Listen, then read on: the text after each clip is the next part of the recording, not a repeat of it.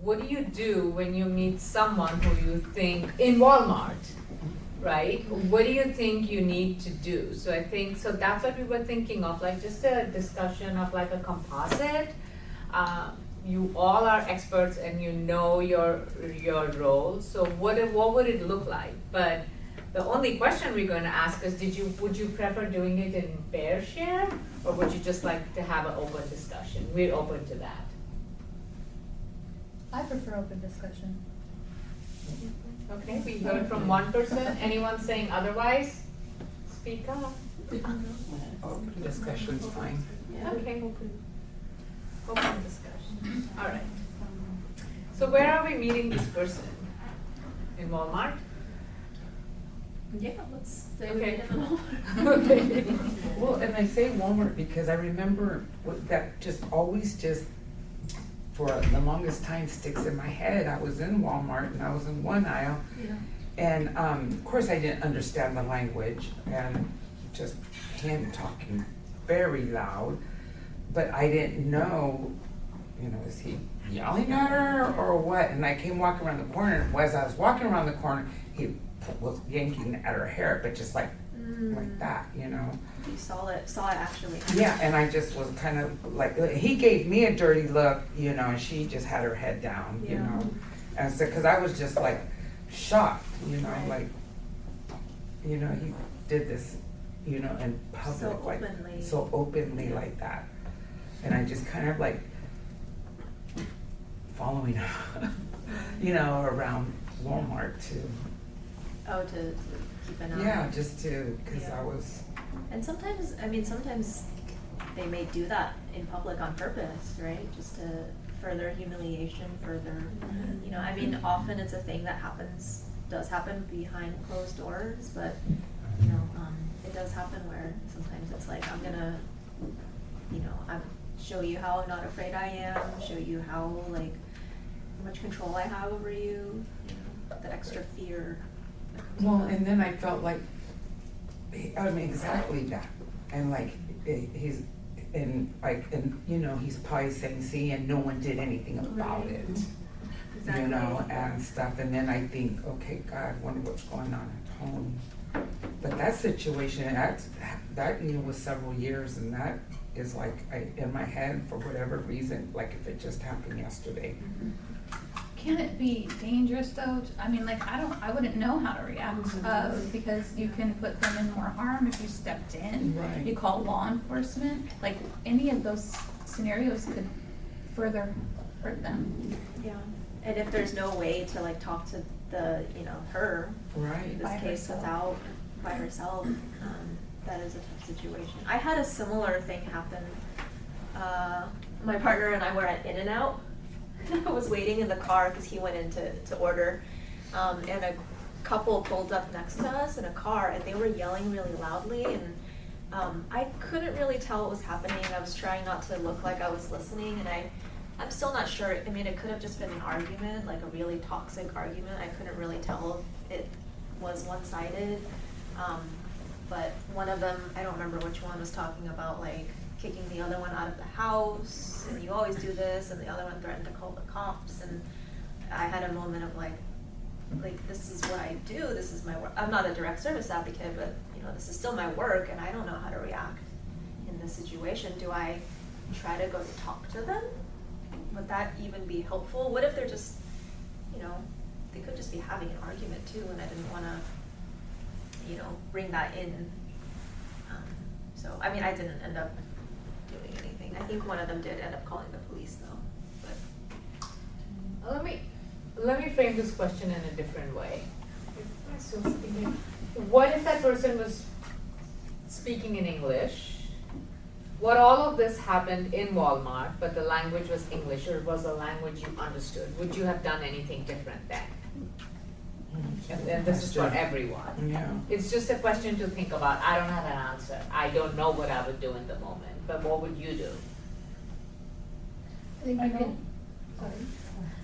I think you can understand, direct threats. If it's in your own language, you can understand specifically what they're saying. Whether it's, sometimes other languages have more heightened, more demonstrative, and their tone of voice is higher, and it can sound to me like they're yelling, but That's what I they're say not to Sarah. necessarily. Thank you. She always sounds like she's yelling. That would be my Right. thought every day. I don't know if you are fighting or talking. Yeah, right. Thanks. But if they're saying it in English and it's very direct, like it's a threat, like I'm gonna kill you or I'm gonna hit you or whatever, I would know what they're saying. But what would you do? Like Shirley heard that in, I presume in English, Yeah. right? It did happen to me one time. There was a couple that was fighting, and the guy was pulling off her purse and pushing her in the car, and I called 911 because he was physically assaulting her, and I talked to her after the police came, like when she was by herself, but I was with my kid and I was afraid to step in, right? Like I was afraid of him, like I was afraid of putting myself in harm. Yeah. So. I agree with you. I was at the park one time walking my dog, and there were tourists. You could tell there were tourists. And they were arguing, and the guy was being verbally abusive. And I was by myself, and I was like, okay, well, one thing is I could go and be like, are you okay? And make it worse for her. Right. Because then there were children there, and things like, CWS or whatnot. But what I ended up doing is I kind of like looked at him in the eye, like kind of like I'm aware of what's happening, and then he got in the car, but I also took the license plate number, because I was like, if I need to make a report and he leaves, at least I have the license plate number, and the police officer could do something about it. But I kept an eye, and then after she just walked away, and I did ask her, I said, when she was by herself, I said, are you okay? She goes, yeah, he's just upset, and but it's okay. And I said, okay, let me know if you need me to call the police. And she's like, no, it's okay. But at the same time, like, I do this all the time. And I was kind of nervous, like, what do I do? Like, you don't know what to do at that point, because you don't, like you said, you don't know if you're going to put that person at risk. Right. Or worse, that person might turn around and tell you to mind your own business. Right, And yeah. like end up being Yeah. abusive to you. Right. Which I would be okay with that. Yeah, I just wanted to just kind of point out, like in this scenario, there's two very different roles, like for everybody who would be here. One would be as an advocate, what would you do? And then as a person, what would you do? And I just want to make it really clear, that as an advocate, we always preach this to them, especially the ones that do mobile advocacy, is that your safety comes first. And so as an advocate, it is not your job to step in because of the safety of the situation, where you don't know the volatileness of this other person. And so we're not expecting anyone who is an advocate to be an advocate 24/7 and put themselves in dangerous situations. And then answering personally would be, whatever you feel would be best, but I'm just pointing out the fact that as an advocate, there is no pressure on you all to go and do something if you see something outside of here, because of the safety thing that we always try to instill upon everybody, like I said, especially the mobile advocates, because that always comes first. Yeah, that's really important. But I think a lot of times that pressure But that comes from line is blurred. ourselves. Like I feel like advocates do that work. It is naturally, right, Yeah. because of the empathetic piece of it. Like we feel it from ourselves, we need to do something. Exactly, it is the empathy piece of it, but what I do want to clarify is that is not an expectation of you as an advocate. You are not a bad advocate because you don't act on something or do something when you're after hours. And that's something I just wanted to make sure to know. Well, and I think, as an advocate, I also, you are kind of hesitant as to how you approach it, because you do know that, like, if a person is not asking for your help, Right. they may be like butt out, or you may be putting them in more danger, because now their partner's super upset because other people were drawn into this. So yeah, I mean, I think I was just thinking like, I don't know. Luckily, I mean, like, I'm thinking for our job, clients, at least at the shelter, people are approaching us for services. We are not out looking for, people. Yeah. So it's a very different dynamic. They're calling, they may be hesitant. They may be like, I'm calling because their friend told told me I should call, but I don't really think I need to be calling. But still, they're the ones reaching out versus us inserting ourselves into, their That's a really good situation point. before they're ready or. Such a good point. And to that point, also, I 100% agree about being not being on a job 24/7. One, it's not good for your health and your family's health. My husband always inserts himself, like if he sees something happening, and I'm finding myself more and more yelling at like, don't do it. And I didn't realize this till we were talking, and it's always like, what if the other person has a gun? Because that is also a reality now. You don't know who's carrying, right? Yeah. And I mean, I know the intention is to do good, but you also want to take care of yourself, and selfishly, I want him to be around for a while. And I think That's to funny you advocate.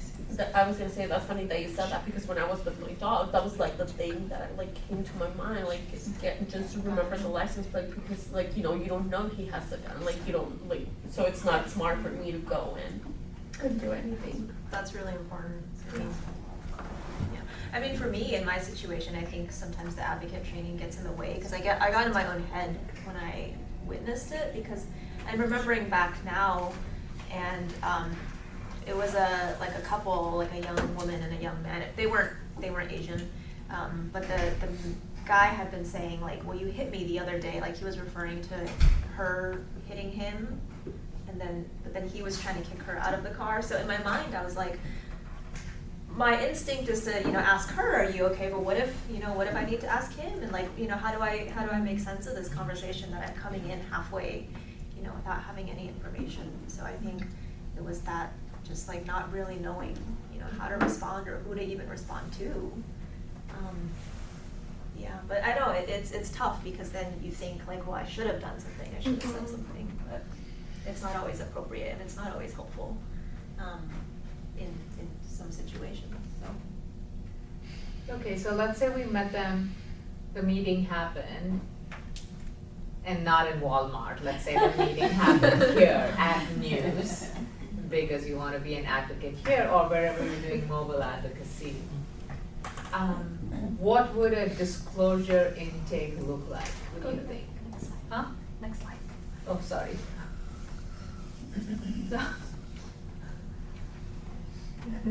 Okay.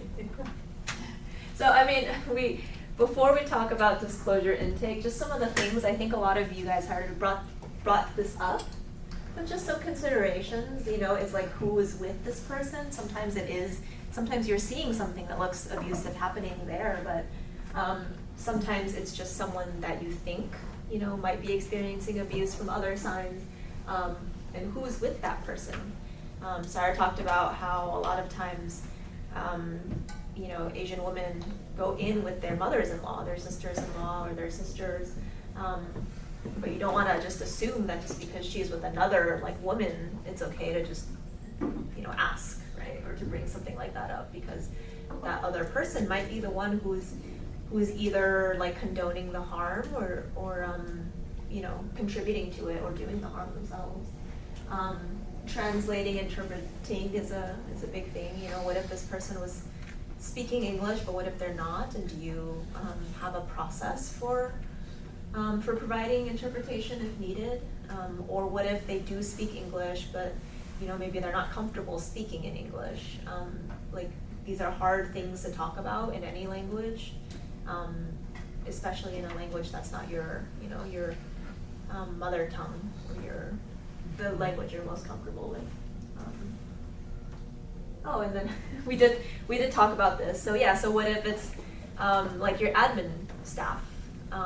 What if it's after hours and you're not playing an advocate role, you're just going to Walmart, so. Or what if the person walking in speaks Hindi and the only person on your staff that speaks Hindi is that finance person? So that could also be a scenario because we do know that we end up using our staff for all sorts of interpretation, translation. Which, I mean, I'm just gonna say, that would be awesome. I know that's not ideal, but we right now rely on a language line, which is Yeah. I want to say it's a great resource, but these are not people trained to be taught, you know, I mean, they're just kind of translating what we're saying, but, it is always awkward, and there's a third person in the conversation. It's just very, and I mean, those are usually used, doesn't come up a whole lot, although, you know, that may be something that changes. But, yeah, it's not ideal, and it's usually used just to like, until we can make a better plan to just kind of, but the times I've done it, I've been like, it just, you know, you don't feel good when it's over. You feel like you kind of had this awkward exchange, and yeah, so I would be super excited if like our finance person But would have like, would not even know how like that would be so how awesome. to translate it into any Indian language. And just You the have to finance do, person like, have training. Right. Just like negative. But I'm just so grateful you said languages, which just shows how terrible it is, and not Google Translate. Because that's what we usually hear and cringe. And not a part, but I'm just throwing out a resource. Because you're not that far from San Francisco, Indian Women's Shelter has an MLAN process or program, which is a multilingual advocate something. They pay volunteers. Yes, actually, to speak in the language. because I was That'd like, be a good this partnership. is not working, and I actually did call, in this case, the Asian women's domestic violence shelter in the city, and I mean, I basically was like, can you help me? Like, I just want this person to talk to somebody in her language that is also trained in like domestic violence services, and they were fantastic. So yeah, definitely a stronger partnership there as well. We're definitely blessed in California with that. We could reach out to anybody, and now that everyone is so connected virtually, that was like the one thing. It's like, all right, let's just do Zoom. Yeah. So we're doing disclosures? Yeah.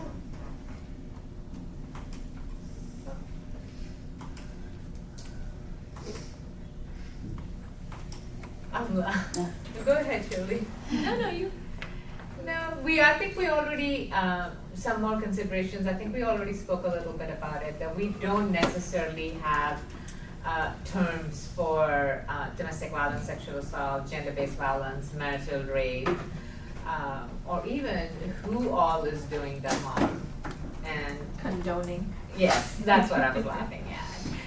We already established that we need to build trust, and if this is a big piece of like, if it is their first time reaching out for help, how and why, right? Knowing that most probably it is law enforcement or community outreach, but how did it end, or what happened in the previous times? Shirley, you want to talk a little bit about when you worked with I think it was with the Samoan community, about what did they say about the terms? Oh, just that they don't, I think we'll talk about language access tomorrow. Okay. But sometimes language interpretation and translation is great, but often it's not enough, or, usually it's not enough.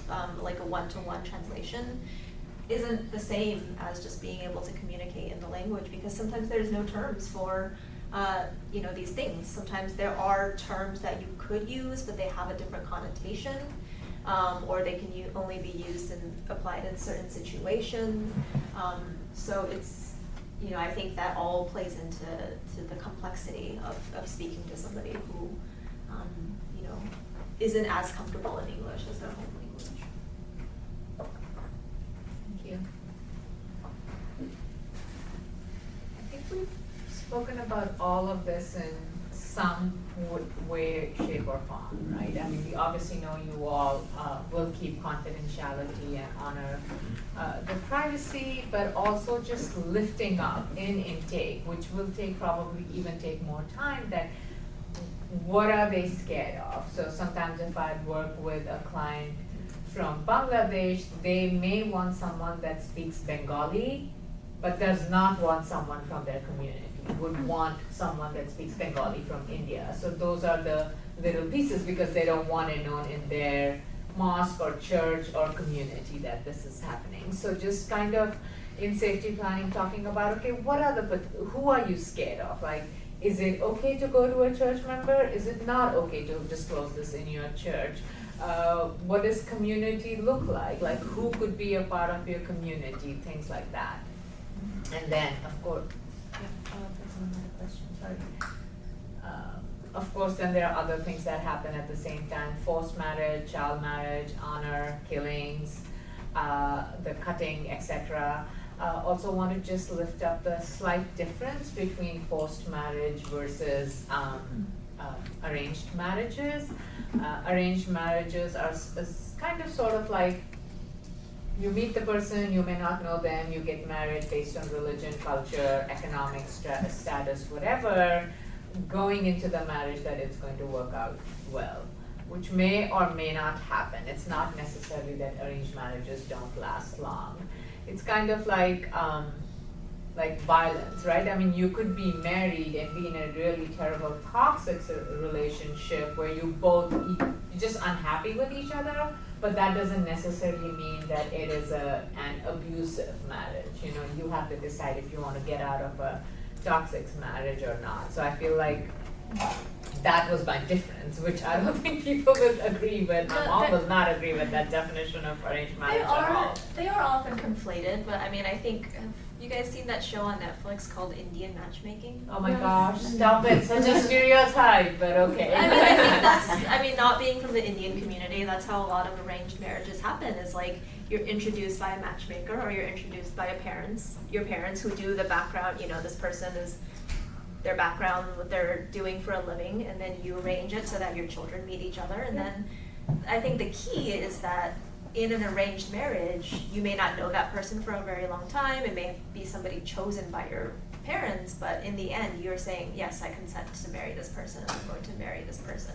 Now, like, so when my parents got married, Oh. my mom was told, you're marrying such and such person, versus I have had an arranged marriage, which my husband disagrees with, but if that's the reality, we were introduced to each other and then we dated and stuff. Yeah, so Art was like, it's not arranged. I fell in love. I was like, yeah, but after we were arranged to meet. So that's our beautiful relationship. We have a difference of opinion of if it's arranged or not. So yeah.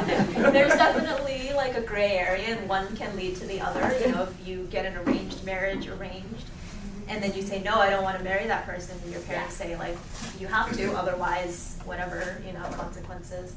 So it can turn into the other. But arranged marriage aren't necessarily forced marriages, or they're not the same as forced marriages. Yeah. Unless it's a child marriage. And then child marriages are, interestingly, child marriages are not necessarily supposed to happen, and I just found out recently that it's legal in California. There is a new bill that is going on that I was talking to you about yesterday about if you're emancipated, you can ask. I don't have all the details, sorry, I'm not the legal advocate at all. But child marriages obviously are happening lesser now, but previously I don't think folks really decided that 18 was the age, right? It was like whenever you matured, and oftentimes it was marriages to children. You wanted to get your kids married, and it was like people who were closer in age, etc. I think when we talk about child marriages here, it's like you're forcing a young child to marry, usually be a second or third wife in some cultures, to a man that is like 60 years old. So then that really becomes abusive. They have no say. And it often happens for financial reasons, like if the family's in debt, and the only way they see of making a match for their child is getting them married to a much older man, or the only way they see out of debt. It's 11:45, so I just wanted to do a time check. I mean, we're happy to hang out and answer more questions, but maybe do the next one. It's a shelter and that's it, right? There's one more after. Okay, go through this quick if you want to. Do you see a lot of folks in the shelter yet already? I mean, are there any Filipino clients in the shelter? I actually have one right now, but Okay. But no, I mean, like, percentage-wise, Okay. it's pretty low. And just them, right? Well, I'm presuming her and children. She doesn't have her children with her, but, Okay. Right. yeah, right now, she does have children, they're with her family. And no parents and. No, nobody else. We have had that with other people who are, we actually had a woman who was the caretaker for her grandmother who, we were able to make that work. We also have, people who, maybe, we used to, back in the day, if your child was over 18 or older, it was like, well, they can't come. And now we have a lot more, flexibility with that because, just because your kid's, 18 or 19 doesn't mean they're not still like in your care. And how did you make it work with the person who was the caretaker for? We made it work. We arranged for her to come in with her grandma and her kids, and it ended up being okay because it wasn't like her grandmother could move about. It wasn't like she was caring for her and she was like bedridden or anything. But yeah, it was tricky because we were just like, normally you don't leave, like if you're, you don't leave your kids unattended at the shelter, but like your grandma's not your kid, but you are also her caregiver. So, we had a conversation because like, it was hard for grandma to get out and about, but we also didn't want her being left at the shelter maybe in need of care that we weren't able to provide. So we made it work. We were lucky. And we now have, so we have, our shelter's based out of a house. It's a 4-bedroom house. And usually it's like one family per room. But we recently, it's not even that recent anymore, but had a modular unit built on the property that is completely self-contained, bathroom, bedrooms, living room, kind of kitchenette, which really came about for male survivors, so they, or potentially people with a disability because it's a little bit more handicap accessible. But it's really been helpful for like, we've had clients who come in with their, like a 22-year-old son who, is maybe partly the breadwinner of the family, which could be kind of maybe awkward in the house for, other families, especially some of our clients are 22 years old, so it could feel sort of threatening or whatever, but we've been able to be creative with that space, so that's really helpful. That would be an ideal, like location for somebody who had to come in with extended family members. It's really good. Yeah, really we're nice. lucky, to be able to do that. A lot of times people are caretakers for family members because, in our cultures, when you're older, you don't just leave or you don't just get put in a home. Your children take care of you, and people may not want to go to shelter because they're responsible for their parent or grandparent who may be bedridden, who may not be able to come to shelter sometimes. So the consideration is if that survivor is in shelter, then do they need to go home every day or whatever it is to provide care, which can be very difficult. And so the other point of shelter is, their interactions with other folks in shelter. If they're in the same home, they're gonna be interacting with each other, and sometimes we've heard cases where like survivors are feeling attacked or feeling judged, attacked, stereotyped, experiencing like microaggressions and things like that at shelter from the other survivors, which is always like a tricky thing to navigate. Yeah, that is something we've kind of, to some degree or another, over the years, almost regardless of what the cultural could just be that you're putting people with different lives under a roof and assuming that like they're just gonna all live in harmony, which, is not really very realistic. Not just that, people in crisis. Exactly, right? exactly. So you take in like kids who are stressed out because their moms are stressed out, and like there's all this pressure, and now like, instead of living in a house, we're sharing one room and then these communal spaces. So we definitely get that, and but it is challenging. situations, right? We are talking a lot about restorative, transformative justice now, but this was even before these terms came into play. Like, what if they don't want to engage with the justice system? And what are some needs that they, what are long-term needs? And to what degree is the family involved in the healing process? Doesn't matter what culture you are from. Like, what we hear by and far is that people just want the violence to stop and not necessarily leave the family, right? So what are some things that happen here at News? What if someone does come to you and say that we don't want to make it, like, how would you work with someone that may have, the perpetrator might be perpetrator, harm doer, I don't know what News uses. So like, we're also trying to learn the language of whichever community we go to. So what if people don't want to engage with the justice system? What happens then? I mean, that's not uncommon. Yeah. And in a lot of ways that is, I mean, we respect that. The only thing I can think of is, I know there's been a few situations at the shelter where, due to like maybe the high level of danger or the proximity of the shelter, that like we don't really feel like our shelter's safe without a restraining order, not just for the client, but for everybody.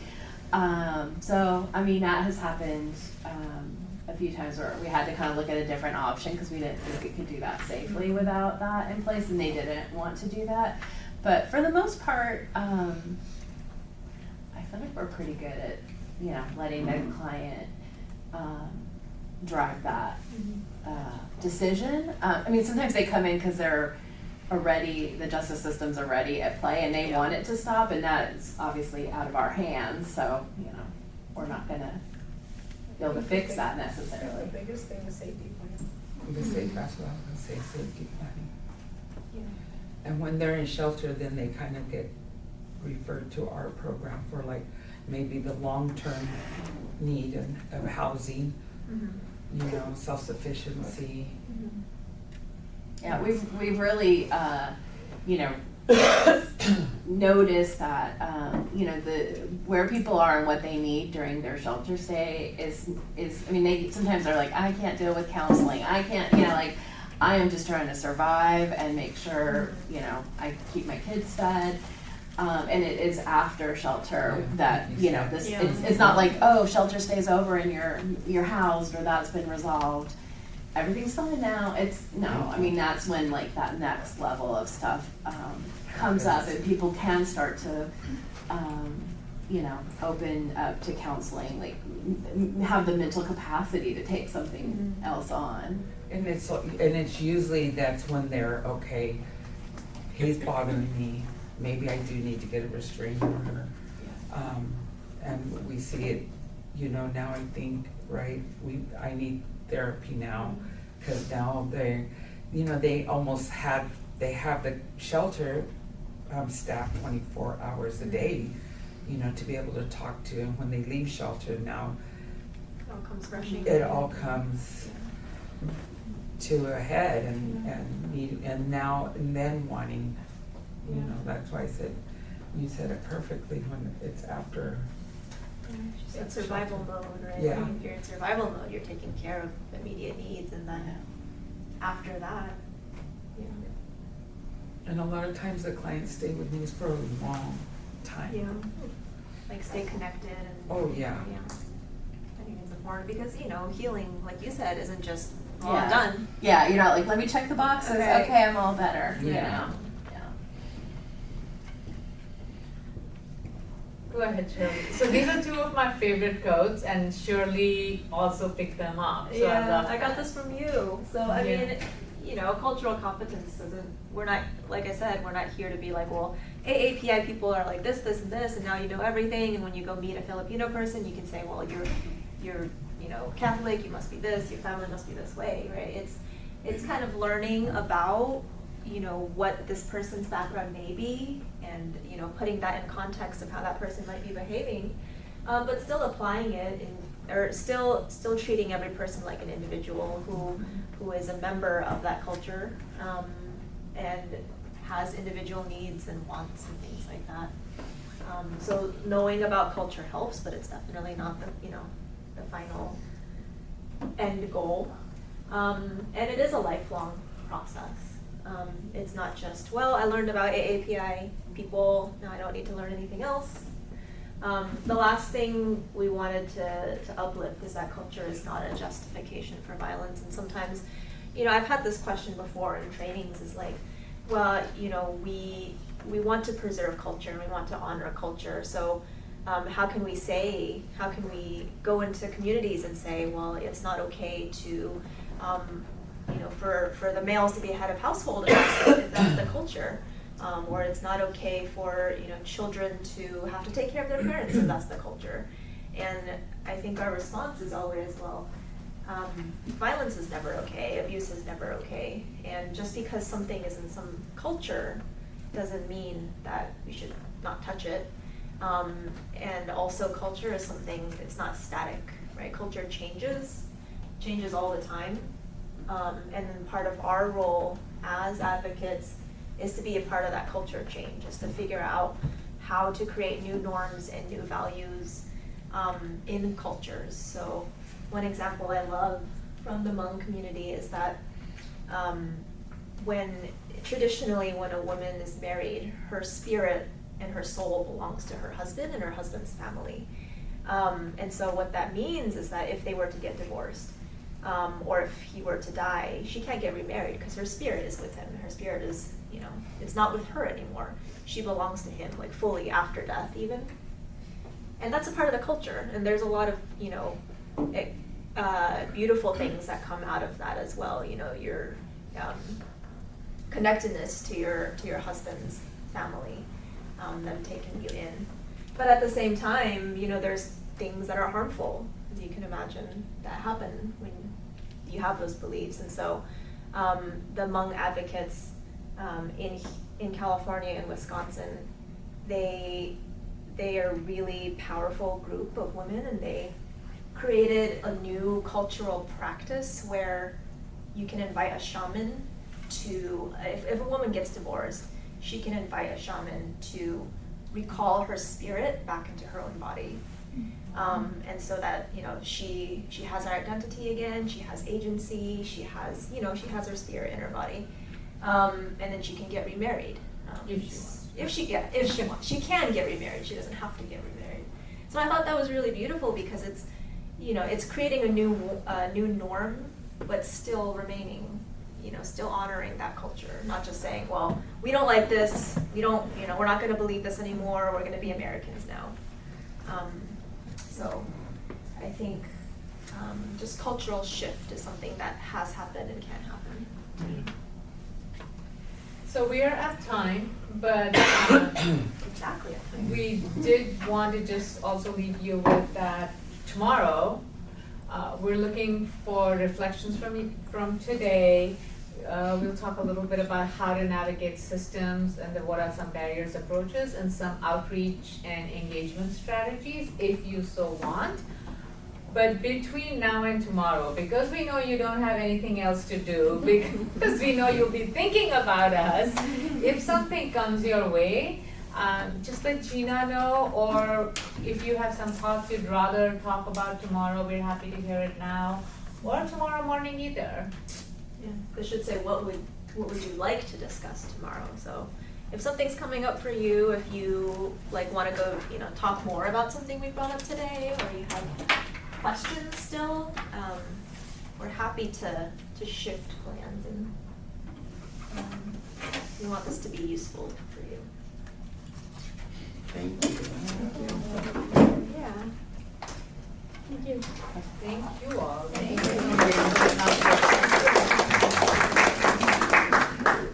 We'll stick around for a little. In this and make it a judgment-free zone just by having an agreement that we all know why you all here.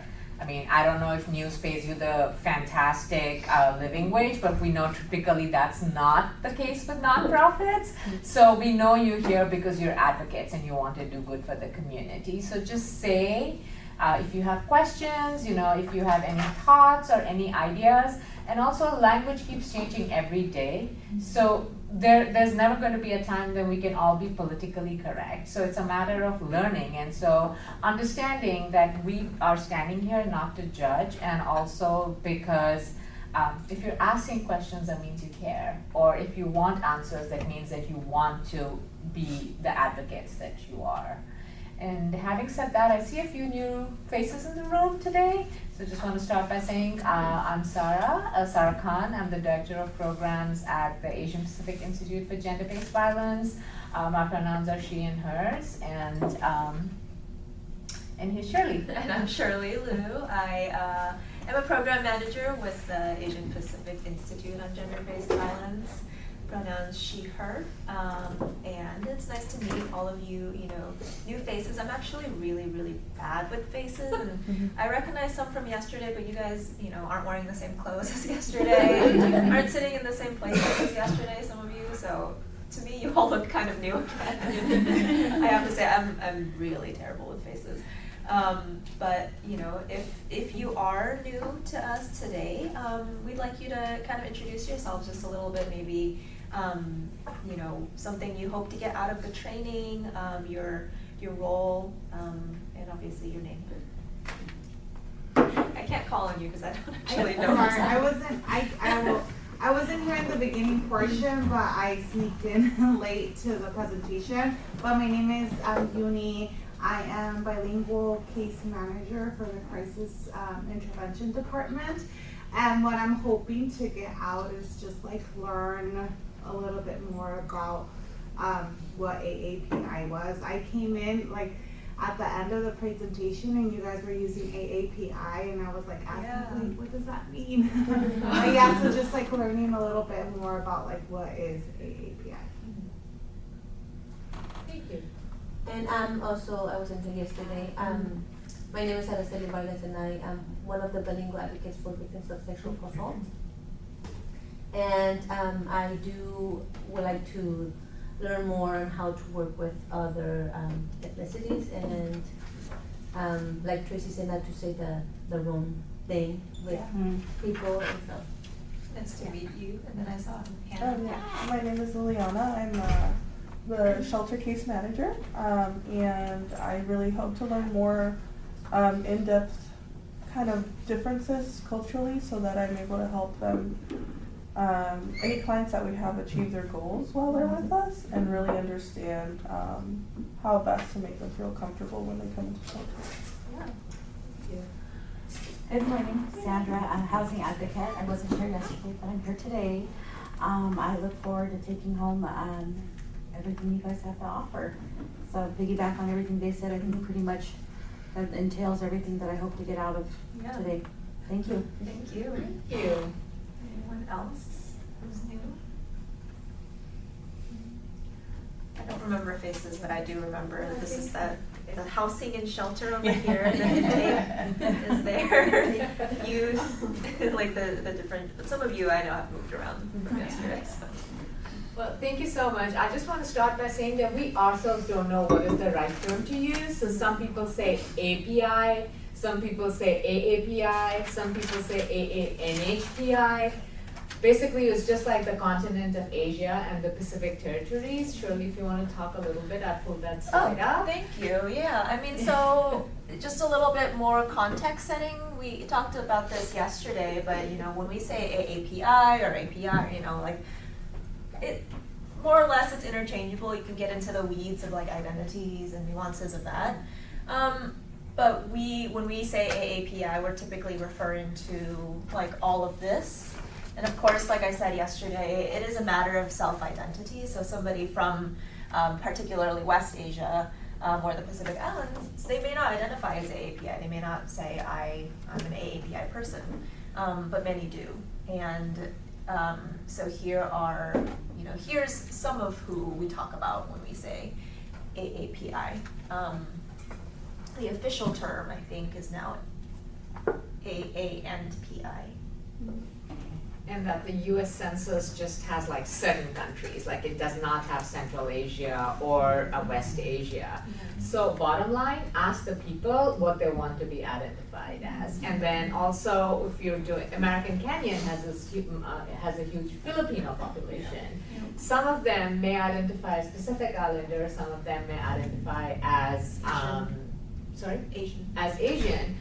Primarily, everyone will identify as a Filipino, so it might just make more sense to say Filipino, right? Or just, I think the bottom line is you cannot go wrong with just asking people, so what do you identify as? End of story. So that's Thank you for clarifying that, because that was kind of what Right. I was gonna come in with today. Oh, yeah. Because I know there's a big, large population. It's like, so we just ask, what do you identify? Right. And then I was just kind of wondering about the language. I know it's different, right? From I mean, I think it's the case with any identity, but it's like you identify differently depending on what space you're in. Like, I don't typically identify as an Asian American if I'm, I just say I'm Chinese, so I'm Chinese American. My parents came from China. If I'm in a group that's more multicultural, I might say I'm Asian American, but typically I'll say Chinese. So. sorry. So I was just gonna go to today. Yeah. So if you go back, so I mean, it's nice to meet everybody today. We wanted first of all to see if there's any. I need to go the other way, right? Sorry. Yeah. Oh, that's yesterday. Wait, no. Wait, what am I doing? You're in the wrong way. Spoiler. Fine. Don't look, everybody. So don't look at this. We did want to start with seeing if there's any residual questions from yesterday's conversation, or any reflections, things that have come up for you from yesterday. No, there was the question about labels and AAPI versus API. Yeah. Any questions or thoughts from yesterday? I do want to just share, just the other day, my son was talking about a Filipino friend, and I don't know, we just started talking about family, like the family dynamics and how they're really close to their family. And I told him, I'm like, it really makes me feel like they're very similar to us, the Latinos, like having our grandparents, you live in the household with your grandparents, your parents, like that's a normal thing. So this has really brought more, that there is a lot of similarities. Like if, sadly, if you're married and then you get a divorce, they do see you as like, oh, you're not good, or it was really interesting. It was really eye-opening, and there's just a lot of similarities between the Latino culture and the Filipino. Yes, but there is. I think I shared that yesterday. I'll share. I was telling my son, he's 15. I was just talking to him about, he was like, where are you going next week? It was one of the weekend conversations, and I said, oh, I'm going here, and this is what we're going to be talking about. And I was like, also with the whole stereotype of Asians are very quiet and keep everything in. And he goes, but we do. And I was like, well, who doesn't? Okay, so now he's grown up listening to this, from when he was a baby, because I've been working before he was born. So I was like, tell me one person who's a survivor of DV, any culture, let's take Caucasian, who goes and says, yeah, we're having these problems at home, right? Mm-hmm. I mean, nobody comes out and says this. Mm-hmm. So yes, we are quieter because we are also very collective, and shame plays a huge role, but I don't know of any survivor or victim who's out there shouting, this is what's happening to me. And he paused and he was like, yeah, you're right. I was like, right. So then don't give it to then I went into mom lecture mode of don't give it to stereotypes, which actually really ties into the model minority myth and how we're expected to be perfect. Some of the pressure is from ourselves, and some of the pressure is from the extended community, and some is what folks look at us as. Yeah, I mean, I think that's something that came up a lot is all the similarities between Latino cultures and AAPI cultures. And I think we shared yesterday about how that's the reason that a lot of, AAPI survivors might want to go to a Latino Hispanic serving agency versus maybe a Caucasian or a more mainstream agency, because they see the similarities in the family dynamics and the cultures. And at the same time, I'm Chinese, but I'm not gonna, I don't know everything about Filipino culture. I don't know anything about Indian culture, or, the other AAPIs. I don't even know everything about my culture. If I'm meeting somebody who grew up somewhere else who is also Chinese American, I wouldn't know how they grew up. So I wouldn't approach that person and saying, well, I know you must be A, B, and C because you're Chinese like me, and that's how I grew up. And so I think, as with any advocate, there's connections that you can make. There's similarities that you might have and you might find in the way that your family is, and I think that's a really valuable place to be able to make that connection with survivors, is kind of empathy, right? Understanding where they came from. So, any other reflections or questions? I really appreciated when you guys shared everything about the arranged marriages, as well as you guys mentioned that in the culture, you turn in your spirit to your husband. Before doing case management, I was doing intakes, and I feel like what I really saw that was kind of eye-opening is I was doing an intake, and it was a client who was Middle Eastern, and she mentioned to me that she had a husband, and then her husband died, so she automatically had to marry the brother. Because in her culture, that's how it works. If I'm married with someone and that person dies, I have to marry the brother. And she mentioned that she didn't want to marry the brother because the brother was younger and he was a really violent person. So she already kind of knew oh wow, what am I going to get myself into, So just how you mentioned, okay, in this culture, they turn in their spirits to their husbands, and and in a couple of intakes, I've learned a lot of stuff in the other culture in Middle Eastern. She says okay, so if my husband dies, then I have to basically marry the brother that's available. I think it's more depends on where. So again, the Middle East is huge. It's again the family dynamic. It depends on the religion. It depends on the family culture. Mostly when people marry siblings, is everything is money related. It's to keep the property in the house. Maybe this lady did not have a child yet, or did not have a male child yet. And so they want to keep the property in there. So I wouldn't necessarily say that's the Middle Eastern culture. If they were Muslim, there is no such binding. The spirit, that is very particular to the Hmong culture. That would be people from Laos, Cambodia, or the Hmong community. Not that is particular spread out. ethnicity. Right, it's for that. But if it was a Hindu person, they would think that they're married for not just this life, but for 7 lives, for example. But if you're Muslim, it's not, your marriage is a social contract, it's not a covenant. Technically, either party can divorce each other, but culturally, that doesn't work out too well because of patriarchy. So there are a lot of nuances, so I wouldn't say that's the Middle East culture. I would say it's the culture of that person and their family. I couldn't even say it's from that country. So Yeah, just but for that survivor from that particular family, that was their culture. Right. That is something that happens. For those of you who weren't here yesterday, we talked about the spirit. It was a belief from the Hmong animist tradition. The Hmong are an ethnic group from.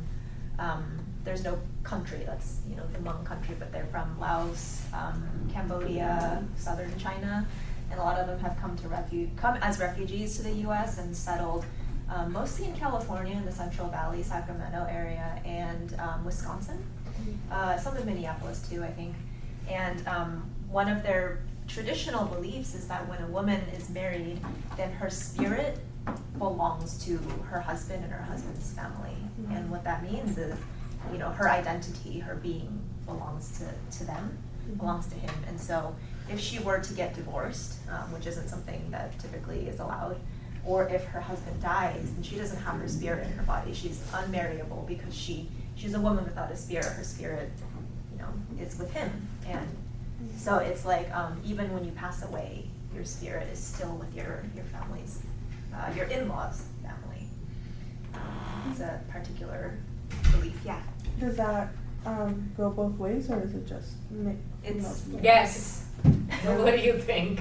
No, it doesn't. oh, you said yes. Yeah. Okay. Oh, it What does did go you- both ways? No, it doesn't go. No, no, that's what I was gonna say, no, Yes. it's a patriarchal. I don't want to assume. Fair.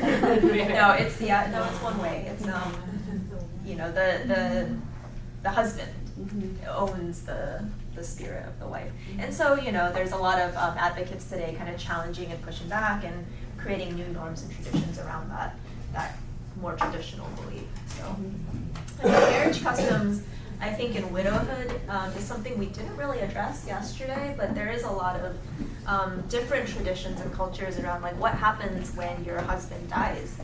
Because if for many AAPI women, your job and your role traditionally is to become a wife and become a mother, then what happens when your husband passes away? And I think it's different across a lot of cultures, but in some, it's kind of like you're expected to, widowhood is your identity for the rest of your life. You're expected to be in mourning for your husband for the rest of that life, or your life, whatever that looks like. And so that can look like, you know, some women have to wear like all black for their, you know, wear black for the rest of their lives. They have to pray and meditate on their husband for the rest of their life. In some traditions, you Wear even white. wear white, yeah, or you're supposed to be vegetarian in mourning for him for the rest of, you know, your life. And you know, obviously those are some traditional beliefs that a lot of them don't carry today. Like different families, you know, do it to different degrees, and but that just kind of goes to show, right? Like for a woman, an API woman, what's expected of you and how much you're supposed to give over to your husband and your husband's family. And for widows, women who have been married before, there's a lot of demeaning that's done to them. They're not desirable for another marriage generally. Whereas men, even men with children who are unmarried, who are divorced or, you know, their wives have died, are less undesirable, you know. And so it's like the gender roles again coming into play. Any other questions? Do the men normally let their wives, you know, work and have education or go back to school, or because our role, the housing department, when, you know, part of the job is the self-sufficiency to be able to maintain housing.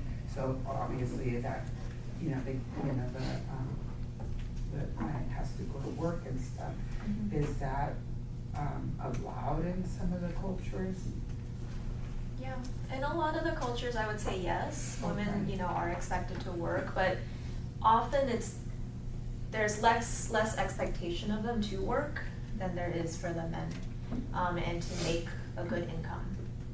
It's like, it's okay if you work, but it's not your main role. Your main role is still to be a mother and to be a wife. And depending, I know some communities who have come here to the US have had a lot of acculturation issues where the women coming here are like, oh, I can work, you know, I can be a secretary, or I can, you know, be work in healthcare. And the men have not been very comfortable with that. I'm speaking again of what I've heard in the Hmong community is the men coming here often sometimes have trouble finding employment, whereas the women have had an easier time in some situations just because of the jobs that are available here. And so that's kind of increased the violence, the domestic violence in that community, because the men are uncomfortable with the women who they're perceived to be all Western now, to be like, you know, like liberated or whatever that means. And they see it as a challenge to the traditional gender norms. So yeah, in some communities there has been that kind of tension. I think it's across communities, but I also think that is more on the male ego of people come in into the US, we're talking about the more newly arrived immigrants, and you're giving up a lot, right? You're giving up whatever you were in your home country and you're starting from scratch, and the dynamic shift. Like nursing schools, for example, in American Canyon, you'll have a lot of Filipina nurses. So, but the reality also is that everyone's holding two jobs, right? You're working because that's what you do when you come to the US to pay your mortgage, to find housing, to whatever. But that doesn't mean that you don't put food on the table. Like dinner is done by you, washing is done by you, or whatever. And men are finding it harder to find jobs, some of it because they're used to doing different things, or they've given up so much when you come into this country. So trying to go back to, or start from scratch is hard for some men sometimes. And I think that's where a lot of the tension also comes from. But I don't think it's a matter of being allowed to work or not. The reality is that most folks who come to the US have to work to make ends meet.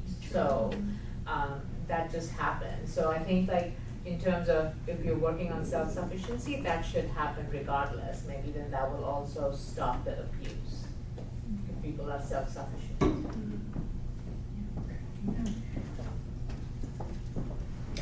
It's a little hard for us to talk about some of these things because, like you see on the map, the community is so, it's not even a community, it's like communities. They're so broad and diverse that it's hard to answer some questions, because I can speak only for what I know and what I've heard, and so that's why a lot of these questions are like sometimes, in this community we've seen this, in that community we've seen this, but overall this, they're really complicated answers because the communities themselves are so diverse. Also, Go ahead. I was gonna say, I know kind of across the board with domestic violence situations, there is a lot of there can be a lot of control no matter what culture you come from about do you get to go to work because who are you going to talk to when you're there? Yeah. And then if you do go to work, is that money do you have any say over how that money's spent, or is it just handed off to your husband? And I mean, I think that's something we see. I think that's just maybe somewhat inherently what you see in domestic violence situations. Obviously not all of them, but I think that is just part of that abuse dynamic. I was going to say there is the culture, Yeah. and then there's the culture of DV, Exactly. right? And that is very standard. Like, where are you spending the money? Who are you talking to? Are you really going to work? Where are you going? Like all of those control issues that would happen regardless. Yeah, I was just going to add that I think one of our clear values for the organization is to be client-driven and trauma-informed. So no matter who we're talking to, the first thing is to understand, to listen, and to try to understand where the person is in that time. And because there is so much diversity in everyone, no matter where you're, that part, that is the most important part. And then from there determining, but also just to have the ear to listen. Did you have a well, question?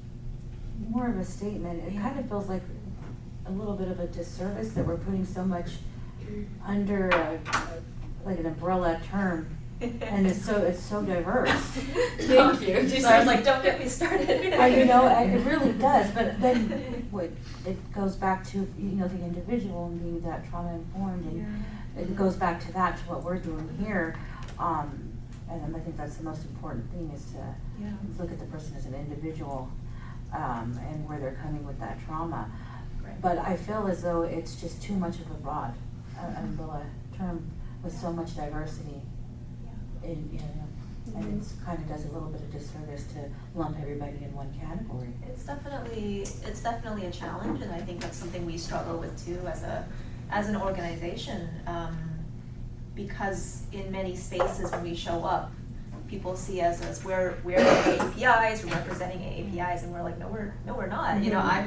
I'm East Asian, she's South Asian, and then we have obviously staff who are Southeast Asian and Pacific Islander, but it's always a struggle for us to make sure we're ourselves not invisibilizing certain communities, especially the Southeast Asian communities, especially the Pacific Islander communities who get lost in the big umbrella term, and to make sure that we're doing it justice ourselves. Sure. Yeah, I mean, we've had a lot of internal conversations about it, a lot of external conversations where we're talking to funders like, you need to, the communities, the organizations who are in the communities need more money. Yeah. That's why the listening sessions part was so important, because we didn't want to make assumptions. We want to get to know people. Yeah, definitely. I think like the listening portion of it and having them teach us is also empowering in that, you're presenting yourself as someone like, I don't know about your culture, teach me and let me know what you need from me. Yeah. So that they're the ones guiding the conversation and telling you what is appropriate for them, given like the resources we have. Yeah.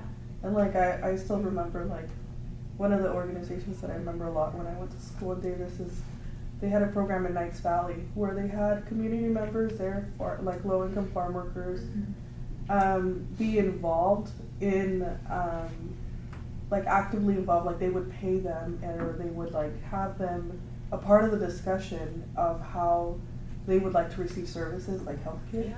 And they'd hire them to be like outreach Consultant or to their own community. So I mean, this is like more That's great. like No, yeah, but wonderful. I just think there's a lot of power in that they have and contributions that they have to inform us on what we need to do better, or maybe some things that they feel that we can learn about it, but it's different than getting the perspective directly from them. So I'm interested to see how we as an agency can grow to be in those communities and get direct feedback from them about how we can better serve them. That sounds like a really cool program that they had. And I'm really glad that you guys are starting with listening sessions, and I think that's, it's important because, all the communities are different. The community here in American Canyon and Napa County doesn't look the same from even the community in San Jose, where I grew up. And so there's a lot of unique needs, unique challenges and barriers that you only get to when you listen to the people, rather than just learning from somebody who's Filipino coming from Michigan or wherever, and then being like, well, I heard from them, so now Or actually, even local, there are the leaders. Like when you have your ears to the ground, then you know what's happening, and then there are the self-proclaimed leaders, right, who speak for the community.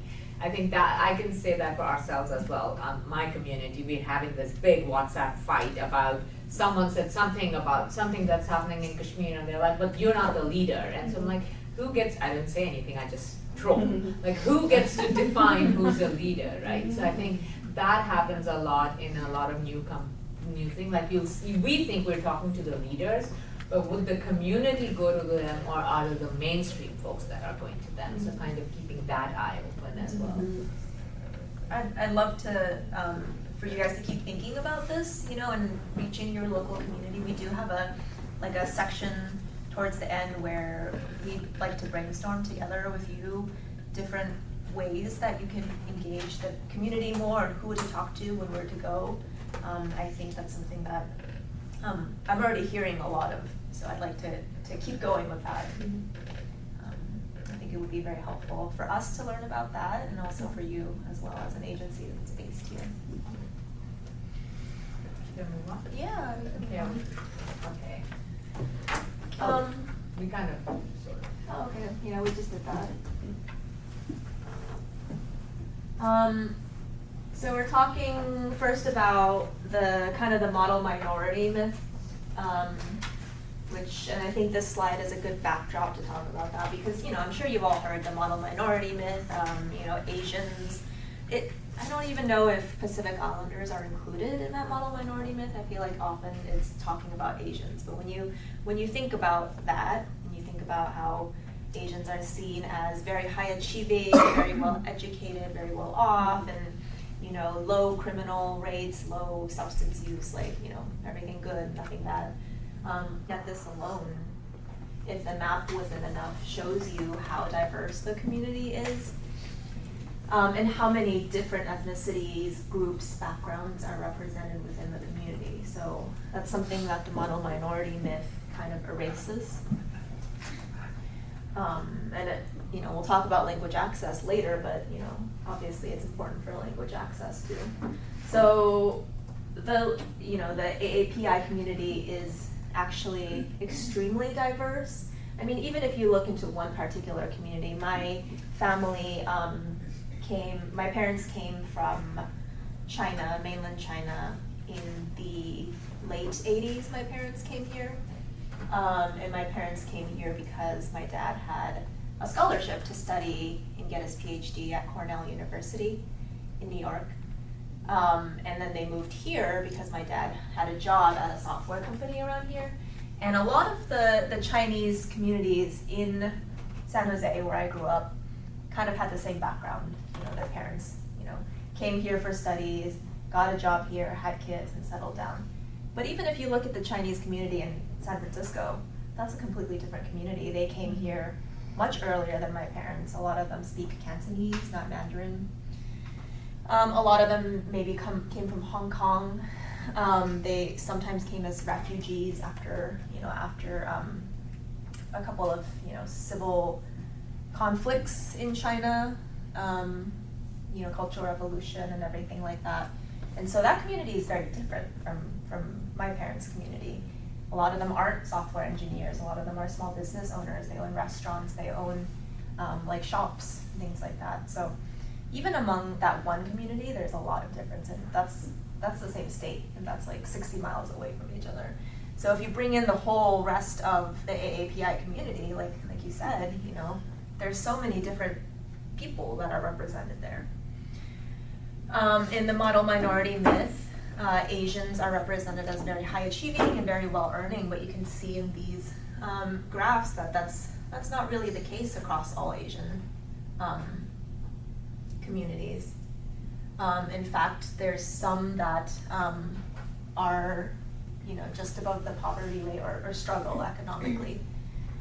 And I don't mean in these conversations to keep calling attention to Southeast Asian communities, but the reality is that a lot of them do struggle economically, and a lot of them do struggle because of the barriers that our society has. And I think the reason we also point this out is because you don't see this. If you just look at a map, or if you look at the graph, or if you look at anything that comes out from CDC, so for example, if we're talking about economic disparity, it's, Black and Latina women earn 50 cents to a dollar that a white male earns, for example. That's one of the big ones that I can think of. And then it says that the Asians earn $1.20, but the reality is if you're Burmese or Bangladeshi, which doesn't show anywhere, we're an asterisk saying not enough data, you don't. But I can say this because Shirley is of Chinese origin and I'm of Indian origin. So you have the doctors that came in the 60s, and now you have the venture capitalists for the Chinese and the Indians that make up a huge population. They skew the data. What is not seen there is the motel workers that are from India, the gas station attendants, the 7-Eleven workers, but they get lost in the 100,000, right? You see the Filipinos earning 80,000 in healthcare, but you don't see the ones that don't, or the ones who are unemployed because of COVID, because they're so sick. You don't see the refugees, you don't see the Hmongs, you don't see the Bangladeshis, who are the largest growing population. So I think we try to say that just because if you have someone walking in who speaks the language, who's educated, speaks English, is acculturated, doesn't mean that everyone will be. No two Bangladeshis would be same. Just to show you the disparity piece. Or if, like you said, if you're coming on a work visa or you're coming as a refugee, that's two completely. Or undocumented. I think that is another piece that we don't even see. There's so many, not so many compared to the Latino community, but we've seen a lot of folks being smuggled in through the Mexico border and dying in containers from India. And I keep thinking, how did you get there? I think they come into Canada and then somehow, or come somewhere and then come via ships, but you don't get to hear there, that folks die. mostly children, so. Yeah, so that's exactly it. It's like if you look at a study from the CDC or the census or, you know, whatever national entity is doing studies, you're just gonna see AAPI. Sometimes you won't even see the PI, you'll just see Asian and it'll be asterisk, you know, Pacific Islanders, not significant, you know, not statistically significant, so we can't report accurately on them. And so we've been trying to argue on one end, our policy arm, like, why are we not significant? Well, what language are you collecting data in? Are you asking people about their identities? Like, all those things are missing, but folks don't necessarily see that. COVID impacts have differed a lot, you know, in the different communities. This data is, you know, a little bit older because from 2020, but most, this statistic I think is really significant to me. It says that by September 2020, around 1/3 of registered nurses who have died due to COVID in the US were Filipino.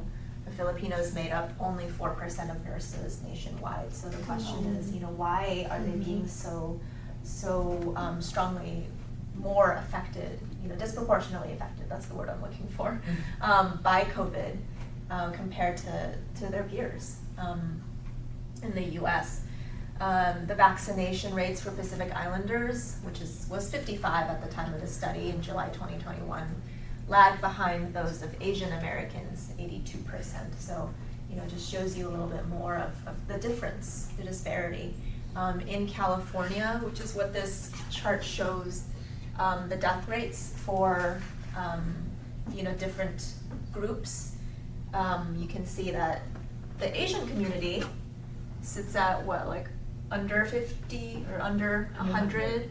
Yeah, whereas the NHPI community, the Native Hawaiians and Pacific Islanders, are way above everyone else. But if you just kind of lump them together and you don't look at the differences, because the NHPI community, the reality is that they're much smaller than the Asian community. So if you put them together, then you're just gonna see like very low, and you'll miss completely the impacts, the disproportionate impacts that the NHPI community is facing.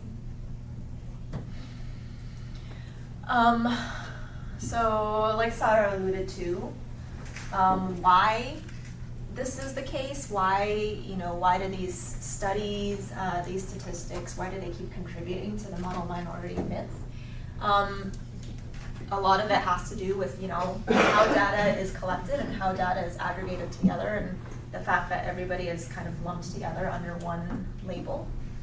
A lot of it also has to do with how folks are responding to research studies and surveys, or rather how the research studies and surveys are being put out.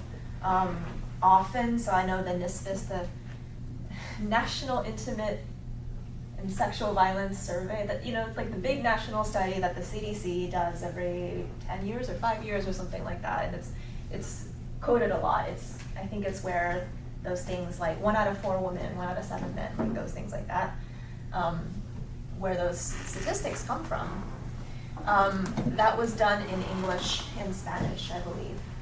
So what happens if you're a AAPI person, or any person, you know, Indigenous, AAPI, or Latinx, you know, who doesn't speak Spanish, who you know, can't respond in English or Spanish to this survey. Also think about the way that some studies are conducted. You know, the researcher is somebody who has a lot of you know, authority, or perceived expertise. They're very well educated. A lot of times people of color don't respond well, or, you know, don't feel like they want to share something that's so deeply personal with this person, this researcher, this academic who's coming in. You know, how is it going to benefit me and my community? Why would I tell them about what my partner did to me?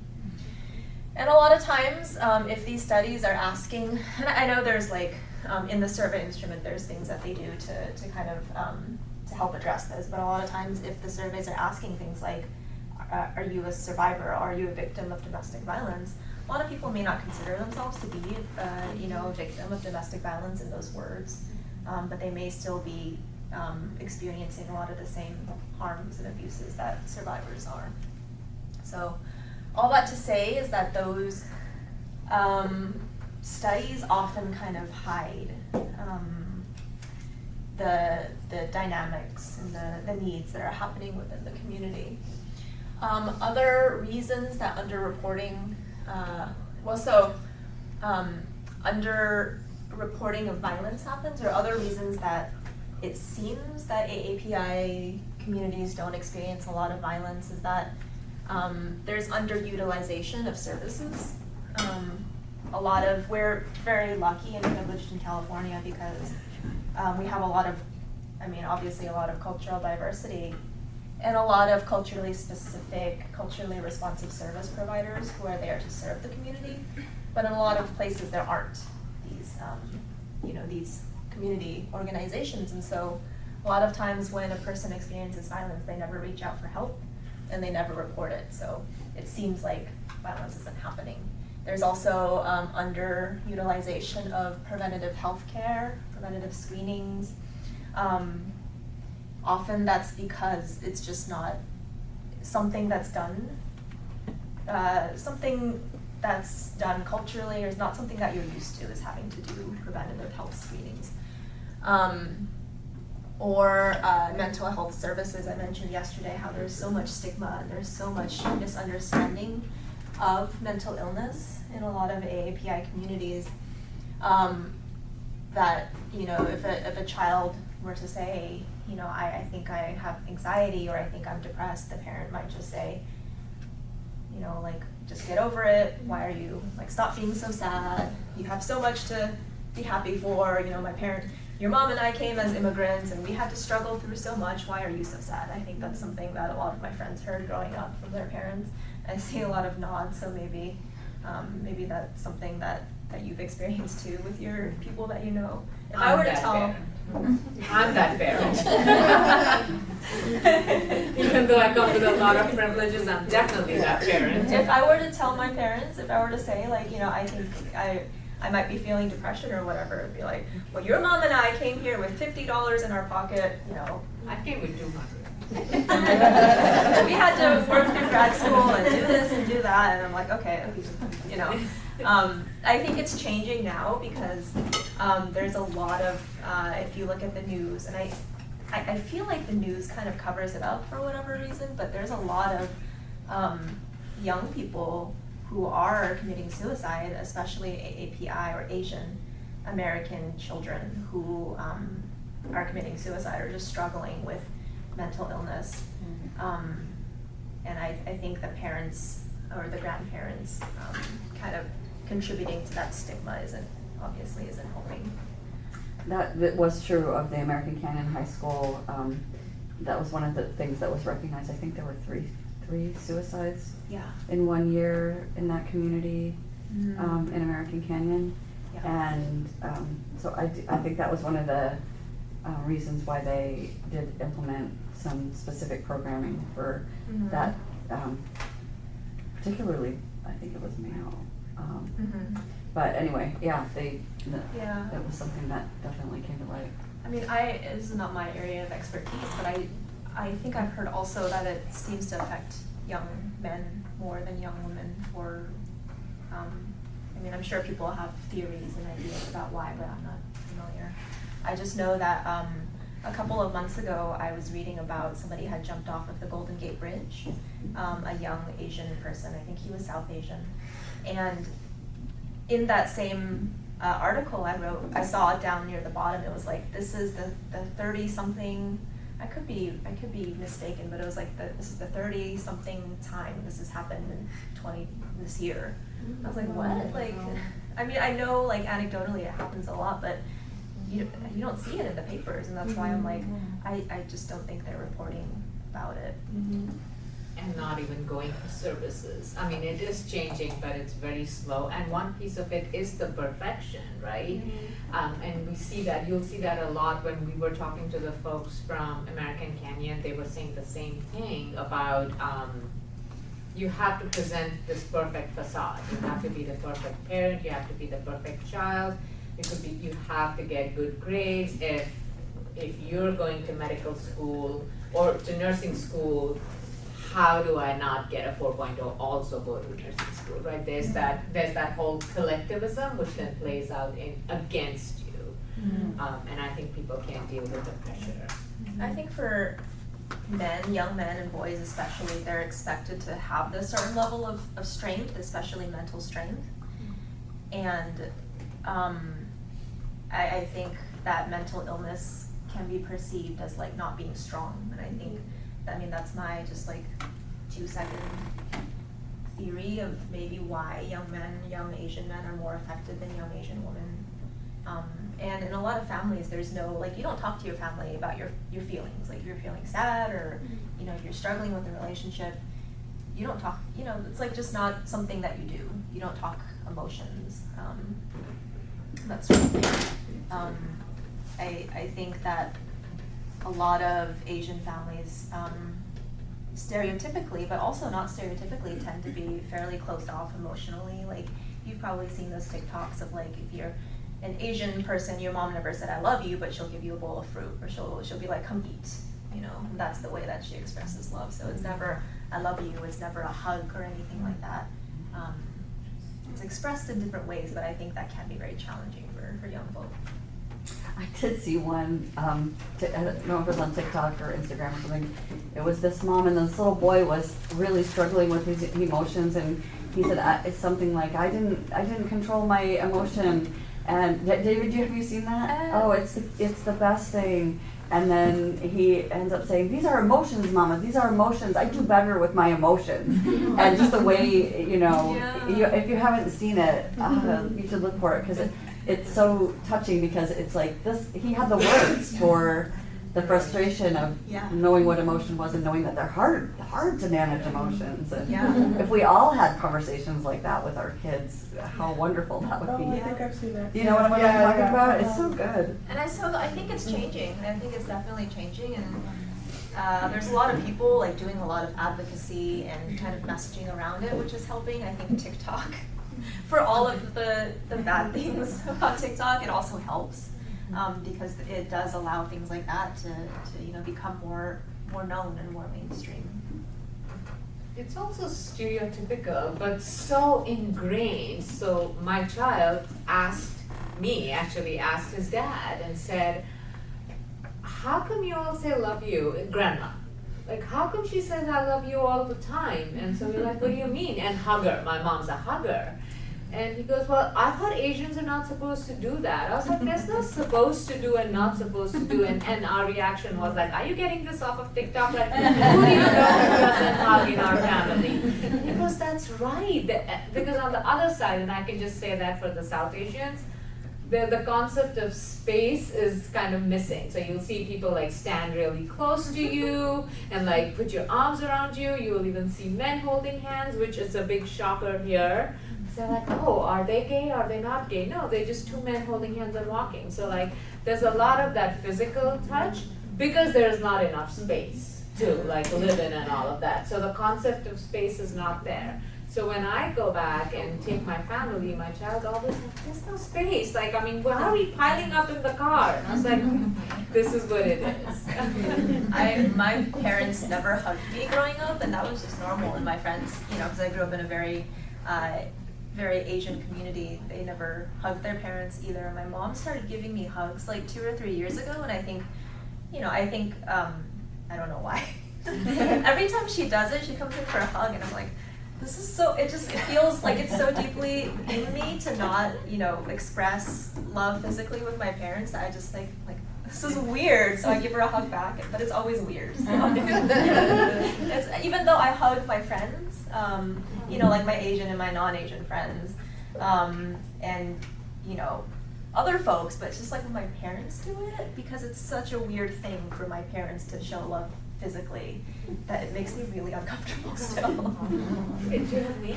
I know, I hug hugged everyone. you. Okay, I was like, you don't have a choice, because I always come in for a hug. Speaking of consent. Alright. So when we're working with someone, do we just like, because sometimes I do that, with our clients, give them a hug, so we just ask, right? Yeah, I think we do that with everyone now, and COVID has changed that, right? You're like, you're going in for a hug, wait, Can I do you give you want a a hug, do you not want a Yeah. hug? So, yeah. So, all that being said about statistics and underreporting, we do have some statistics for you. Statistics is definitely a huge need gap, or a gap, and something that we have spent a lot of work trying to address and trying to advocate for and trying to do our own studies and things like that. But statistics is definitely missing really robust disaggregated data about how violence shows up in AAPI communities is not very common. So the best we kind of have, and I kind of hate to say that, is that 16 to 55% of Asian women report experiencing physical and sexual violence by an intimate partner during their lifetime. And obviously that's a terrible statistic. If someone says 16 to 55%, that's such a huge range. But the truth is that the 16% came from a study done in one community in one time and place, and the 55% came from another community in another time and place. I think 16 came from a Chinese community in maybe Los Angeles or Texas, and then the 55, I believe, came from a Japanese community. But that's just. And I noticed we also said Asian, and so I guess that is only Asian, right? Okay. Yeah, so there's not something like that for the Pacific Islander community that we've found, at least. And so that's a terrible statistic, and there's a reason for it. The reason for it is that communities experience violence in different ways.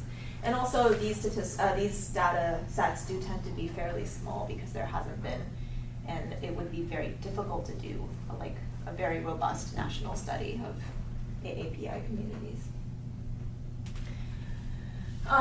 Some other statistics on sexual assault coming from our one of our friend agencies, NAPASEV, the National Asian Pacific Islanders Ending Sexual Violence.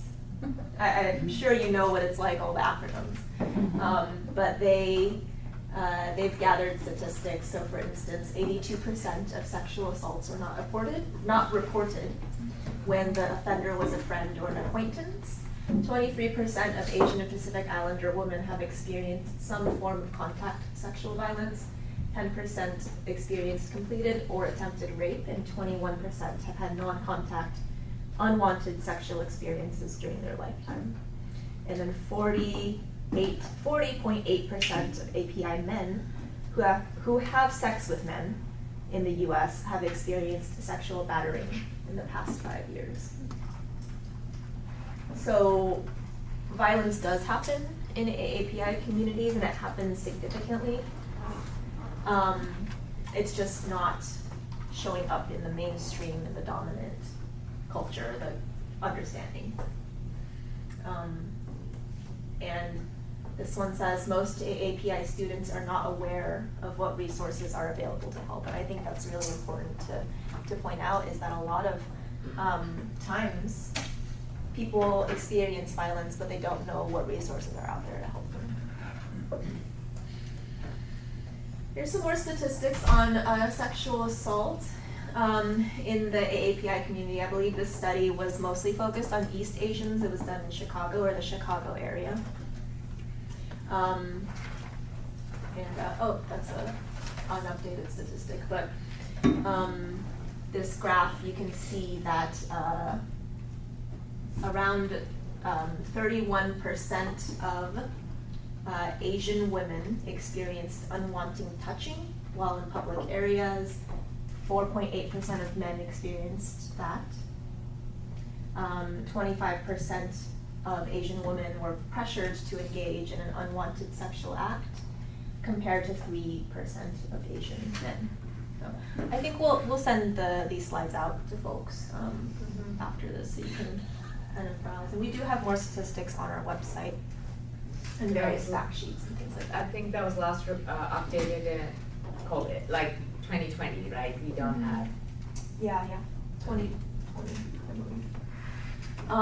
Intimate partner homicides are something that happen in AAPI communities. 58% of homicides of API women are related to intimate partner violence. And I don't think that's true just of API, communities. I think that's true of all homicides of women, is that it is related to intimate partner violence. But I think the reason why we even put this there is because we don't show up in homicides. It's like, oh, Asians, peace loving, don't fight. Men have a certain way of being looked at, right? So I think that's why we wanted to show that no, it is an issue. And another issue that we still have anecdotal is the folks have started carrying guns way more now, ever since the pandemic, ever since it said that the virus was brought by the Chinese. So people have started carrying more now, which is, we haven't collected data on that. That makes it harder for people to also get out of, abusive relationships. Separate from that, but just the Asian hate crimes that we saw over the pandemic in the last few years been so disturbing.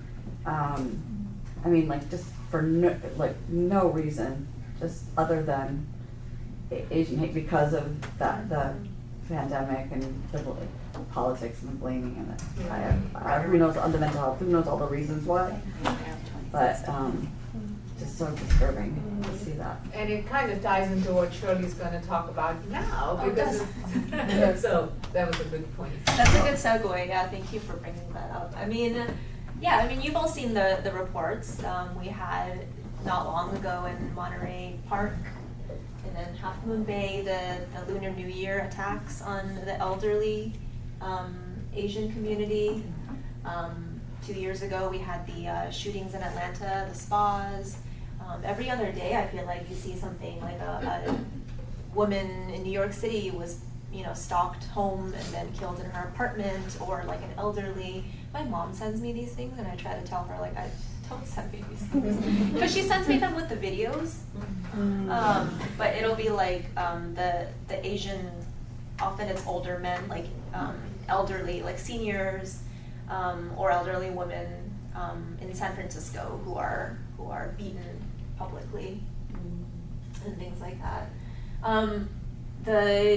Obviously AAPI hate is nothing new. It's something that existed in this country since there were Asians and Pacific Islanders in this country, which is, it's nearly the start of this country, and there's been AAPI folks here, and they've always been othered, and they've always been marginalized. Hate violence towards the AAPI community doesn't look exactly the same as hate violence towards the Black African American community or the Hispanic community or the Indigenous community, but it all comes from the same place.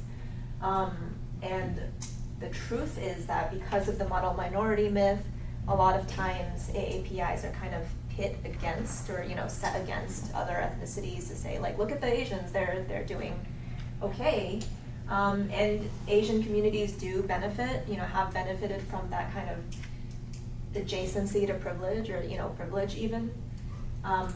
But when you look at something like COVID happening, or when you look at something like 9/11 happening, and then suddenly everybody's afraid of Muslim men, or men who cover, women who cover, what that tells you is that in the US, AAPI communities have never been seen as truly American. It's just they're tolerated, they are welcomed only when they fit into a certain box of being, doctors and engineers and very high earners, right? The moment some crisis happens, it's like, well, you're Asian, you don't belong here, go back to your country, or, stop bringing your diseases, or whatever it is. The one thing that's important to point out also is the intersection between the gendered violence and then the race violence. In the statistic you just saw on the previous screen, Asian women were by far more likely to be the targets of harassment, AAPI hate